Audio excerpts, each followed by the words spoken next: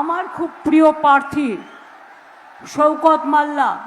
আবার আমাদের সরকার বলছে আমার প্রিয় লোক, যাকে কিছুদিন আগে বলেছে বোম মারিস। তো সরকারের প্রিয় লোক হচ্ছে বোম বাঁধালো, তাহলে সরকারটা কত ভালো। ও যদি এই জালিমকে ভোট দিয়ে শক্তিশালী করে, তার ঈমান আছে? তাহলে যত মুফতি মৌলানা বক্তা সব দেখছেন কি অবস্থা, ভাবছেন এদের?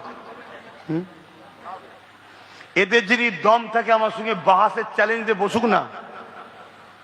শুনছেন তো নাকি?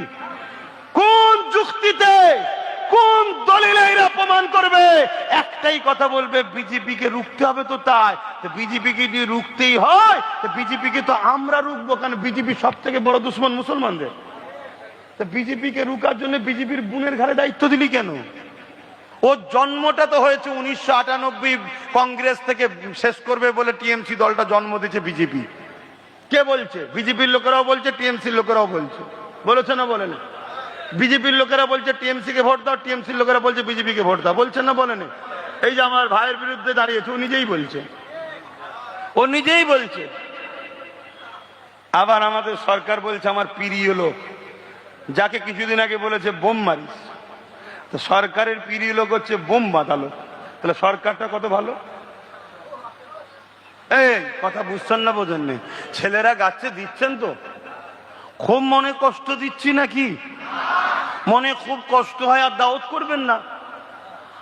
আল্লাহর জাত পাকের কসম করে বলছি, দাওয়াত যদি না হয় আমি বেঁচে যাব। হক কথা বলার জায়গাও থাকবে না, বলবো না, ঘরে চুপ করে বসে থাকবো। কথা শুনছেন না?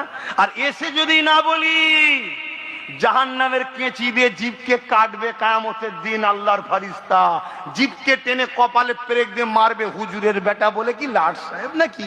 হ্যাঁ, তাহলে বললে তোরা গাল দিবি, আর না বললে আল্লাহ শাস্তি দেবে। তোদের গাল খেতে রাজি, তো আল্লাহ শাস্তি খেতে রাজি নয়। গাল দে, যত খুশি দে, কিন্তু মনে রেখিস মরণ কিন্তু ফেরাউনেরও হয়েছে, নমরুদেরও হয়েছে, আবু জেহেলেরও হয়েছে, উদবারও হয়েছে। সেদিন ছিল ফেরাউনের সঙ্গে মুসা নবীর লড়াই, সেদিন ছিল ইব্রাহিম নবীর সঙ্গে নমরুদের বিরুদ্ধে ইব্রাহিম নবীর লড়াই। শুনছেন শুনছেন শুনছেন শুনছেন? সেদিন ছিল ঈদের বিরুদ্ধে হোসাইন পাকের লড়াই, সেদিন ছিল মুজাদ্দেদ আলপে সানির হতভাগা আকবরের বিরুদ্ধে লড়াই, সেদিন ব্রিটিশদের বিরুদ্ধে মুজাদ্দেদ জামান দাদা হুজুরের লড়াই। আজকে কোরআন ও ইসলামের দুশ্মন দিদি মুদির বিরুদ্ধে আব্বাস সিদ্দিকীর লড়াই। আমার সাথে থাকবেন না? থাকবেন না? হাত তুলে বলুন। মার খেতে হবে, জেল খাটতে হবে, ঘর ভেঙে দেবে, দোকান ভেঙে দেবে, আবার ওই ভান্ডার বন্ধ করে দেবে মা বোনেদের। কত হুমকি দেবে, সব হুমকি ঠান্ডা হয়ে যাবে। শুধু চিৎপাত করে দাও, শুধু উল্টে দাও, ব্যাস। কথা বুঝে আসছে না? না, একটাকে রুখতে পারিস না, 2, 10টা, 15টা, 20টা হলে কি হবে ভাবতে পারছেন? কি গো আমার মৌলানা ভাইরা, বুঝছো তো নাকি? হ্যাঁ, আমি কিছু ভুল বললাম, কষ্ট পেলেন? এই আমার ভাই মন খারাপ করে বসেছো কেন? এই সাদা গেঞ্জি হলো, হ্যাঁ হাসো, হাসলে ঠিক লাগলে পারে যে ঠিক আছে, লাইনে আছে।